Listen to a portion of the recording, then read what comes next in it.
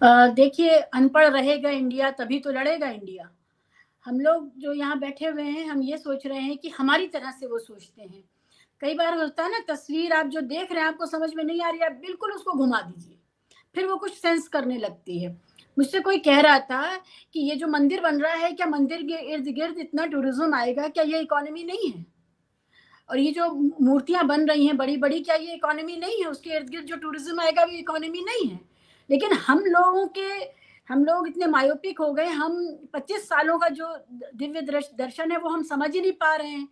और हम लोग अगले वक़्त की रोटी और कल की रोटी और परसों की रोटी पे फँसे हुए हैं। तो ये दिक्कत हमारी ही है कि हम जो लॉन्ग टर्म नियत है, उसको नहीं समझ पा रहे हैं। अब आपने कहा कि ये आंकड़े हैं कि इतने परसेंट इंडिया जो है बच्चे बाहर चले गए शिक्षा से जो कभी वापस नहीं आएँगे। ये जो आंकड़ा आपको मिला है यही खतरनाक है। आंकड़ा नहीं मिले इसके लिए अभी पूरी व्यवस्था नहीं कर पाई है इसका मतलब सरकार। ये आंकड़ा आपको मिल गया इसलिए आप बात कर पा रहे हैं। तो आंकड़ा अब आंकड़े जमा करना और जनता के बीच में लाने की व्यवस्था खत्म की जा रही है। आपकी ये शिकायत दूर हो जाएगी क्योंकि आपके पास आंकड़े नहीं रहेंगे। तो यहाँ से हम आप बात को अगर आप देखना शुरू करें तो जो शिक्षा का जो सवाल है आप ये बताइए कि इतनी बड़ी-बड़ी रैलियाँ हो रही हैं, ये अगर शिक्षित होते हमारे युवा तो क्या ये रैली होती? ये जो भगवा झंडे लेकर के लोग बाइक्स पे निकलते हैं, ट्रॉलीज़ पर निकलते हैं, अगर इनके पास नौकरियाँ होती और ये इनको रोज़ अपने दफ्तर जाने की फ़िक्र होती तो कहाँ से आता ये मैन पावर? ये जो गौ रक्षकों की पूरी टोली है, जो वहाँ से कमाती है, जितने भी गौ पालन से जुड़े हुए लोग हैं, उनसे जो कमाती है वो वसूली करके ये क्या कर रहे हैं? ये क्या रोज़गार नहीं है? आप ये बताइए काँवड़ इतने हैं और यही काँवड़ कभी भी रैली के लोगों में भीड़ में तब्दील होते हैं। ये सब कुछ देखिए आपका ये जो कॉमन सेंस है उसके हिसाब से मेरे हिसाब से ये एक बोर्न डेड बजट है। लेकिन अगर आप हिंदू राष्ट्र की नज़र से देखें, तो ये अमृत वेला का बजट है। ये सब होगा तभी आप वहाँ पहुँचेंगे जहाँ आपको पहुँचाया जा रहा है।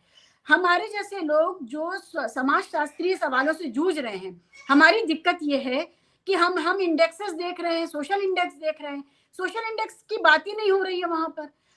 मुझे तो बड़ी कवायद करनी पड़ी कल शाम को कि मैं ये पता करूँ कि अल्टीमेटली एलोकेशन है कितना एजुकेशन में।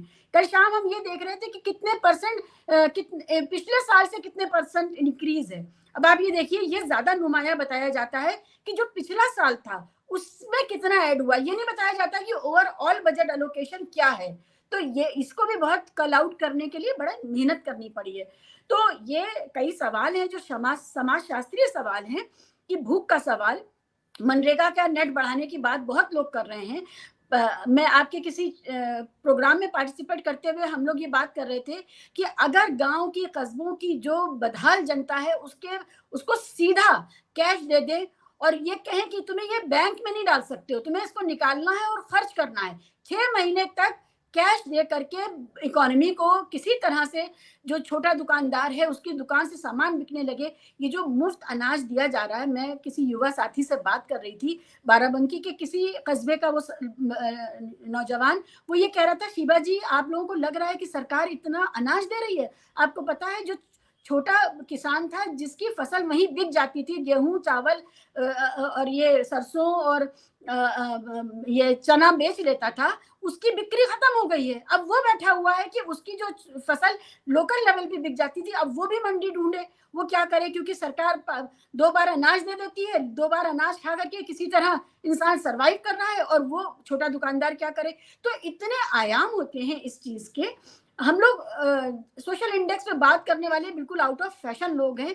ये आपने आज के अखबार देखे, आज के अखबार किस तरह सेलिब्रेट कर रहे हैं इस बजट को।